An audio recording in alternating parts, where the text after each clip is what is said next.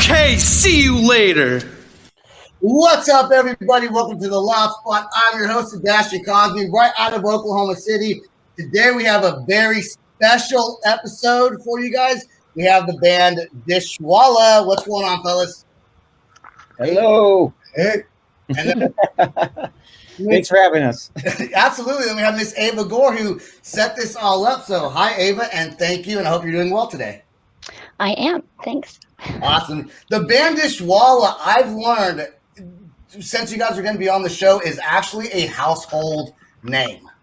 Did you guys know that? People like everywhere knows who Dishwalla is. Yeah.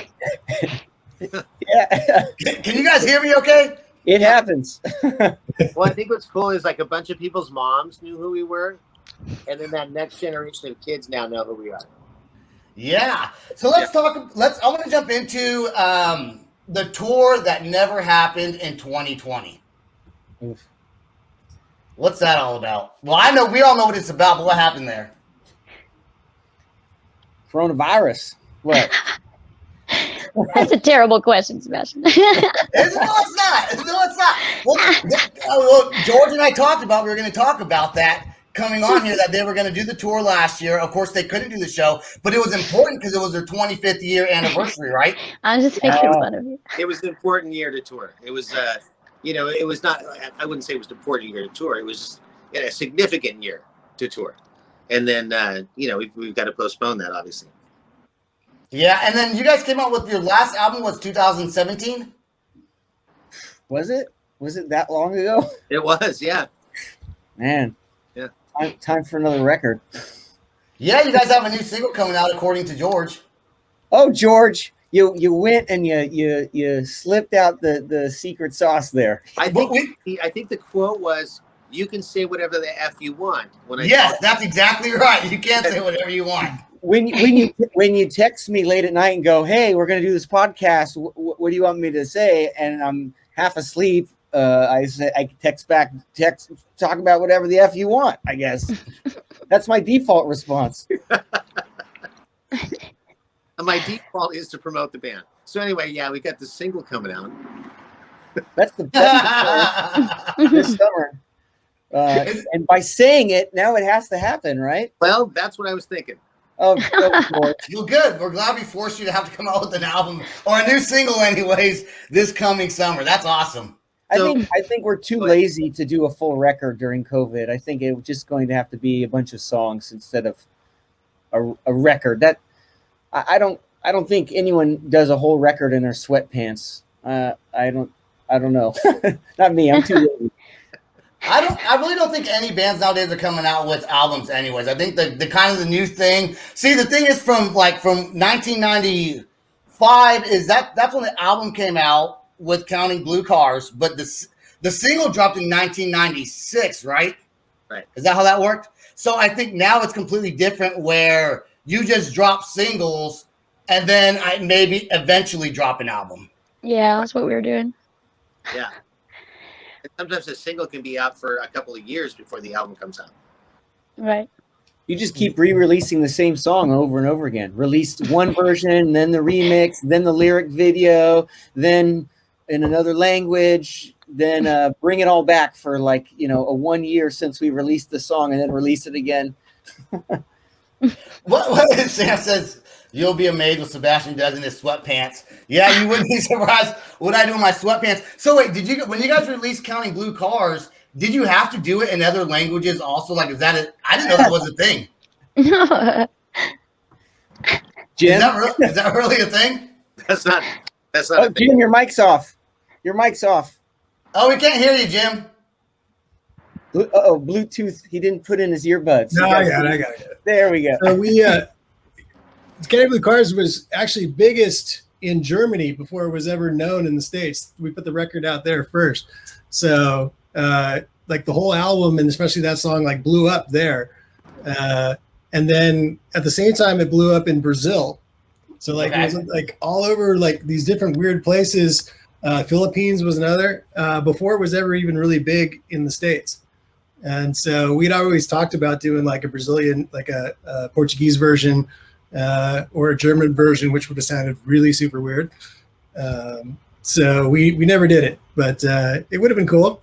You know, it would have been something like when he goes like back in the day, they would dub like 90210 was the big show back then, so they would dub that over in German, and it sounded like old war movies. So that's probably what the song would have sounded like too.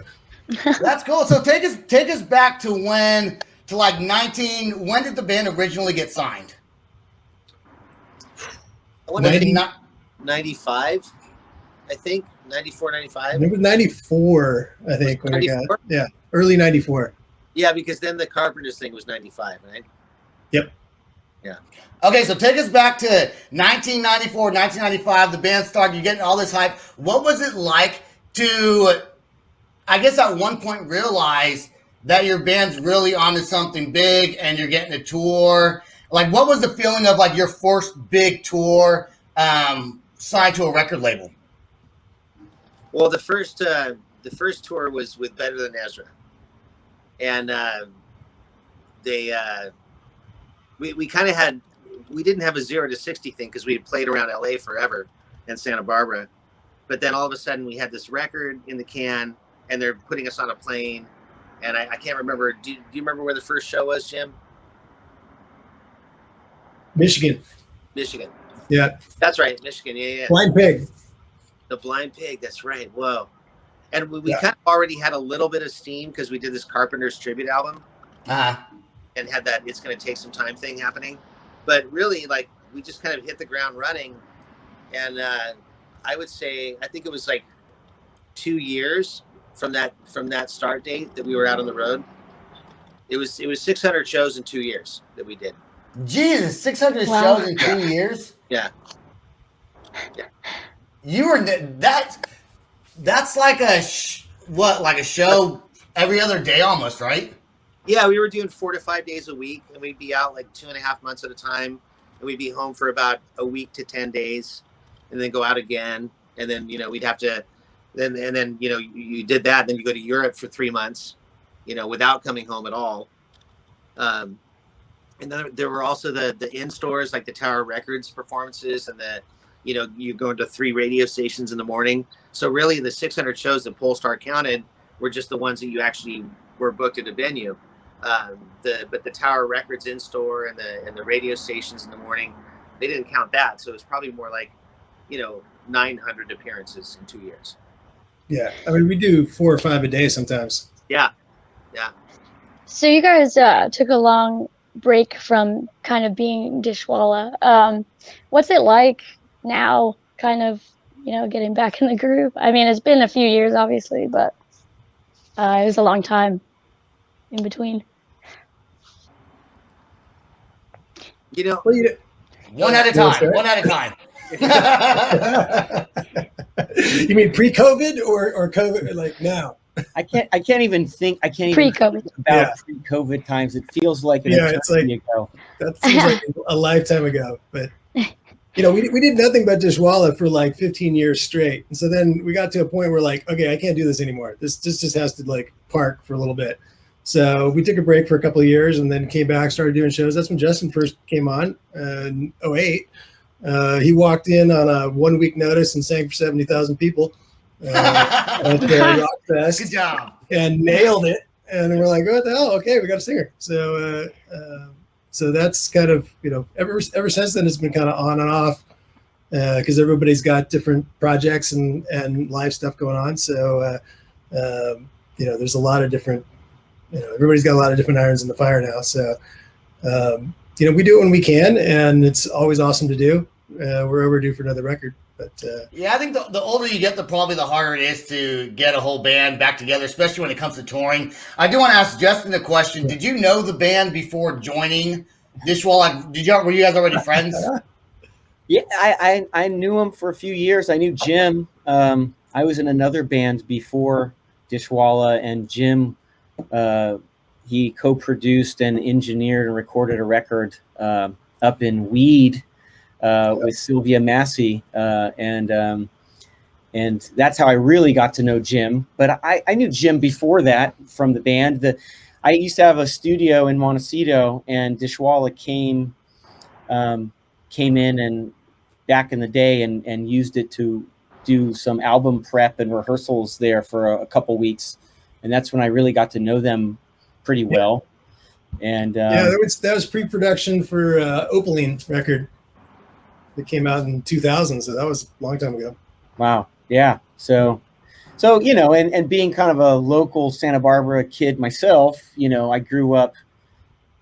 Dishwalla was omnipresent. They were the hometown guys, the band. You know, I mean, when I was in high school, Dishwalla was all over MTV, and was like the biggest band around from our town. I mean, you had Ugly Kid Joe and some bands that came later, and obviously Toad the Wet Sprocket was around that time, but I mean, Dishwalla was it, man. So I definitely knew of them, and you always would hear rumors. Oh, Dishwalla's rehearsing at this place, or Dishwalla made it. You know, they're over here. We heard. You know, there's always rumors of what Dishwalla was doing, and it was this mysterious thing. Back in the day, but I feel like I've known them forever. I feel like I've known you guys forever. I also feel like I haven't seen you in forever. I'm glad, Jim. I'm glad to see you're like shaved and like. Oh yeah, you look well. Sometimes we don't see Jim and we get together. You know, we have some gigs, and then we first time we see each other in months, like at the airport when we're loading into the bus or whatever's happening, and like Jim will step off and he's like, "What?" It's like that meme. What year is it? He's got a beard and his hair's all like, "Oh man, you got to come down off the mountain sometime." I live in the middle of nowhere in the woods. So that's fun. Has the band planned? I know you guys are coming out with a new single at least. Have you already talked about plans of going back out on tour since you couldn't tour last year? Has it been rescheduled or talks about rescheduling? Are you saying plans or arguments about when we're supposed to do this? Has been arguing about who should go on, if you guys should or not. I'm not going to name names. I'm not going to name names, but I'm just saying, you know, it's hard to get everybody on the same page. One, and also it's hard for me to field phone calls from our agent who's crying on the phone saying, "When are you going to start touring again?" But no. But we're going to do it. You know, I think.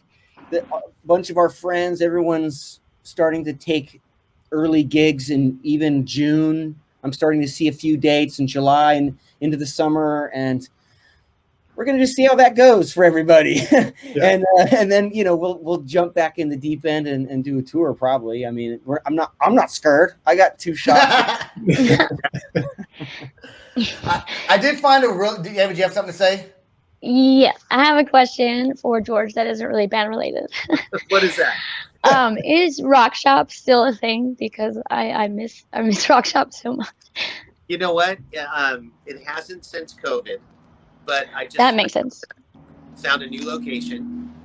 It's the building below Soho, and it's much bigger, and it's going to come back probably a little closer to where it started, like where it was just a few of you. And not a huge, like 25 people thing, just because they can't have that many people. But yeah, it's still a thing, and it's still awesome. gonna. Yeah. And so what that is? Go ahead. Yeah, I was gonna say. So I've known George for a long time now, and Rock Shop Academy is like a music camp, and I used to go and like, I don't even know if I was even considered a counselor. Well, you started out as just a camper, and then. At the end there, when you were going to City College, for sure, a counselor, yeah. Yeah, it's awesome. Oh, and you guys did a benefit show. I do want to talk about your tour in 2017 that you played with some really cool bands, but I did find this really neat version of Chasing Blue Cars that I think is the newest one recorded in New York was it Paste Studios or something like that? That actually was a very busy day for us. We had a lot of appearances, and there's a lot of funny stories that happened in between those. Like Jim trying to shove a keyboard into the back of an Uber to get across town, and the Uber driver driving away with my hand stuck in the handle because he didn't want to take the keyboard into it. So Jim and I had to push a keyboard like 15 New York blocks from Fox Studio or something. The two of you had to do that? Just the two of you? The keyboard? Keyboard, George. What was I pushing? You went back to the hotel and slept. You took the Uber, man. Jim and I stopped for tacos. It was a whole adventure with the keyboard case. That was awesome. It's like this thing that's normally like about this big by this big, but it happened to be like the size of a house with wheels and weighed like 250 pounds. And so it wouldn't fit in any car or cab or anything. And we tried to get it into this like Lincoln black car. And we got it like halfway in and the driver was like, no, and literally tried to drive away with it. And then like pushed it out. Then it was like lying in the street. And then we just rolled it all the way back. And we stopped for tacos though, and they were delicious. Yeah. We really worked up an appetite. And we had like 3 appearances there. We had I thought we did Fox, the morning TV. Yeah. And then we did, we were in Rolling Stone. I don't know. I don't remember the order. Or no, Westwood One. We had no sleep those few days, but I know we had to do like 3 things all at once and end it with a gig that night in Times Square or something. And this was one of those like, okay, stop in here and do this song on your way to some other place. And if I remember, the keyboard that you had to this gig, because the other keyboard, something happened to it, so we had to run over to a Guitar Center or something. Which does that even exist anymore? And yes, they do. You bought like a $99 keyboard. And you ran over the Mattel version or something. And, so Jim is playing like a $99 keyboard. George is just on your lap too. It's not even on a stand. Yeah. Yep. Yeah, I know. We bought it at a pawn shop for that. Yeah, we got in a bad habit of getting lazy and buying used gear, using it for the gig, and then leaving it at wherever we are at the airport, and just so we don't have to pay for the checked baggage home. That's actually a good idea. That's not a bad idea. The way these airlines work, it's more money to bring the damn thing back than just buy one and leave it there. Right? No, that's actually pretty cheap. I never thought about that, but yeah, if you can find something cheap at like a pawn shop, then it's worth it. All right, so the cool version, I like this version of the song. It's an acoustic version. I don't know if that's like coffee or books behind you guys. I can't tell what that is in the video. It's the Paste magazine.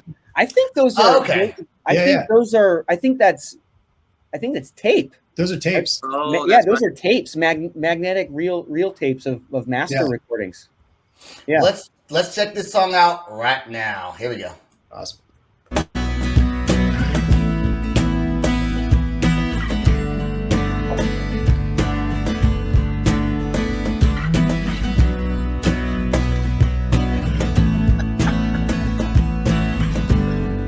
Oh, there's that keyboard. Nice shirt. Must have been mid-afternoon.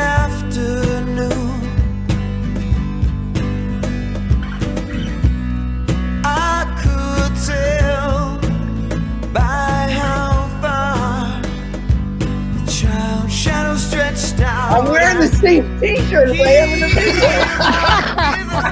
That's incredible. In the sneakers down the street. I just want to pause it so everyone hears that he's wearing the same exact T-shirt in this video that he's wearing right now. That's awesome. I'm rocking the Little Hurricane T-shirt. Hey, it's because it's so soft. I love this shirt. Many questions like children often do. He said, tell me your thoughts on God.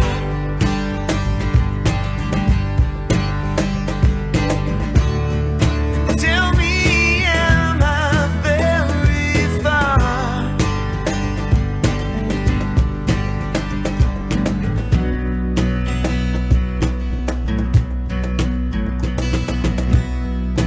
Must have been late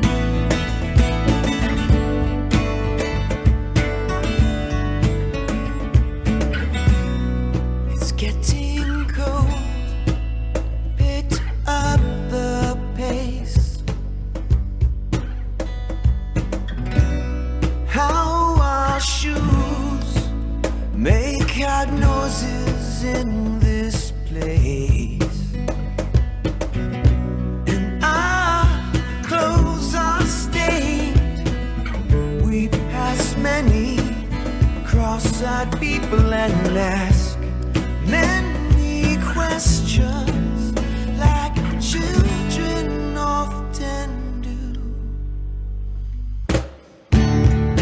Tell me all your thoughts on God, 'cause I really like to meet her and ask her why we're who we are. Hey. And tell me all your thoughts on God, 'cause I'm on my way to see her. So tell me, am I very far? Am I very far now? Am I very far now? Am I very far now?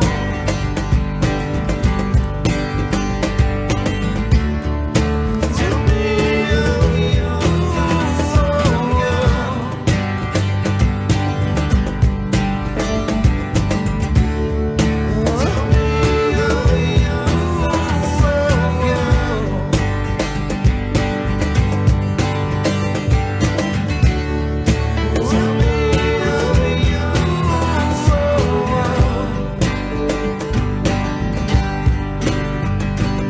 Yay. Mhm. There you go. You got the keyboard in there.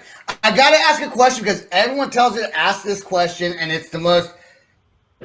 It's not even that great of a question. But whenever I tell everyone I'm having Dishwalla on, people are saying, "Can you ask them what their thoughts on God are?" So I had to ask that question. You don't have to answer that. No. Well, God is a woman. you do not have to answer that. I but support that.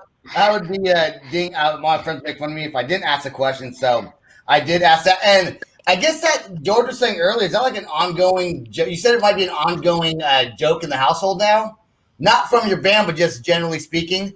Well, no, I think it's like a saying now. Kids say thoughts on God to each other, and I've heard my kids' friends saying it, and I don't think they even know who the band is. So I don't think it's from us. I think it is. I think somehow in this weird wormhole, like it is related somehow to Dishwalla, and the kids just don't realize it. Okay, that's all right. I think that's We'll take it. Sure. Let's talk about the 2017 tour. Then we'll let you guys have the floor a little bit to talk about anything you want to talk about with your band. You guys had a really good tour in 2017 with some really great bands. I think it was Marcy's Playground was on it. Is that right? Marcy's Playground, yeah. A lot of those bands that were on there, I didn't realize were even still playing. So it's kind of cool that reading about that let me know these bands are still around and still doing things. Where all did you guys tour on that tour? Everywhere. All the places. Yeah, that was we did a lot of busing on that one. I have some nice memories of that tour. Nice weather. Food. Let's see. We played Savannah, Georgia. What, you're gonna name them? Like this is gonna be like the alphabet song? Yeah. No, it's just like was it just U.S.? Was it Europe? Was it like are you guys still doing extensive touring like you did back in the 90s? No, nobody is though. Nobody wants to. That's horrible. I think what we do is we pick out blocks of time, maybe a month at a time, or 3 weeks or 2 weeks here and another 2 weeks there. And we make it fit in our schedules and we make it pleasurable instead of horribly grueling because, you know, we don't need to be out there grinding away. It's not like the old days where that's how people learned about a record or whatever. You know, I mean, one Facebook post reaches more than a 1,000 years of flyers to a phone pole ever could. So we make it pleasurable, make it fun. And I like to plan tours around what there is good to eat in all those different cities. Savannah, Georgia was a great one because we went and we had some amazing seafood, some sort of shrimp dish, I remember, by the water. And then what do we have for breakfast? Remember we had breakfast and it was some sort of, with the powdered sugar. What was that, George? The beignets. So good. It was so good. Yeah. Love it. I remember the meals more than the cities. Diners and dives and Dishwalla. Right. I think we should have a show because the meals for me are the most memorable part of it. I would watch that show. Anyway, do you have any questions for the band? You know, I realized like coming on that I don't really have like many band questions because I know them. I'm like just like want to catch up. But I love having you guys on the show. I miss you, George, and it was nice to see you again, Justin. But you don't miss me. I get it. That's cool. I don't know you that well. That's messed up. I actually was gonna say that I found like that little Black Submarine cover that we did forever ago. Oh wow, that's funny. It's funny because didn't I make you cry during that recording? I think I made you cry during that recording because I was apparently too mean. Was I too mean? I don't remember it that way, but I have a terrible memory. So you probably just blacked it out from the trauma. Well, my apologies decades later for making you cry at a recording session. He does it to all of us, Ava. Everyone. Yeah, well, it's okay. I forgot anyway. If it did happen. I demand perfection at all times. Well, I appreciate you guys. I appreciate you guys coming on the show. Is there anything that you want to tell to your fans out there that maybe they don't know or that are looking forward to some new Dishwalla? Anything about you guys that you would want your fans to know? I want to say that what you don't know is we're all still alive. We're all still here. We haven't really been streaming like some of the other bands during COVID, and we haven't been blasting you with things to buy because, I don't know, we're just doing COVID like the rest of you. But we want to get back out there, right, guys? We want to play some shows. I got my vax. I'm good. Maybe some of the other guys are also. And also, yeah. You know, about, I think it was exactly a year ago almost, we were asked to do a project with Alan Parsons. And so we got together, and anytime we get together, we record whatever we're working on in the room when we jam, right? And so we recorded the song with Alan, and it came out really good, right? And we were working on it, whatever. And then Justin kind of took a left turn and started working on the other song that just kind of sort of came up while we got together. And that's the one that we're actually finishing that is going to be a single.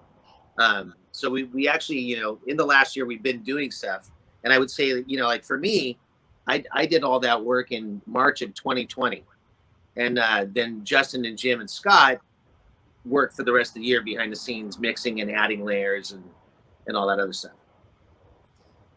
That's cool. Jim, do you have any? Last week. Go ahead. Jim, do you have anything to add to that? You know, there's a lot of new music sitting right under the surface. So we've got a lot of stuff we've been working on since the last record. So, you know, we had probably 30 songs that didn't make it onto the last record. So we've always got a ton of material. And, yeah. So, you know, there's always options. So I think it's really just everybody getting back to thinking about being creative. And, you know, this last year has been kind of up and down for everybody in different ways. So, you know, it's good to I think everybody's just starting to get back into, you know, thinking about being normal life again. So, you know, we're looking forward to that as well. Absolutely. Well, I want to thank you guys for being on the show. Don't go anywhere just yet. Stay right there. We're going to play our outro. I want to thank everybody. Thanks, Dishwalla. Thanks, Ava, for being on the show. Thanks for everyone who listens to The Loud Spot and supports us. Go to www.theloudspot.net, and we're going to play the outro. Here we go. Right. This is The Loud Spot outro by nothing short of tragic. Is this all talk with no action? No. Is this my thoughts with distraction? No. Is this what I bought that's in fashion? Or is this The Loud Spot with Sebastian? Yes. Does nothing short of tragic have us back again? Yes. Does everything that's good really have to end? Yes. A pin post has a pin show, so to get more episodes, make an order, this is over. Thanks for watching our video. If you liked our video and you watched it on YouTube, make sure to click that subscribe button and click that bell to get notifications. If you watched it on Facebook, don't forget to click the like and share it with your friends. And if you watched it on Instagram, share it and give us a follow as well. Sebastian, he's going to tell you where to go to listen to the audio and get some cool merch. Sebastian? Go to www.theloudspot.net and make sure when you go on YouTube to smash that subscribe button to make sure you get notified every time we have a new video. Subscribe on Facebook. We go live Monday, Wednesdays, and Friday nights. Please give us a like, give us a share, comment, tell your friends. We're trying to do this big. Peace out. Rock on. Much love. Bye, guys.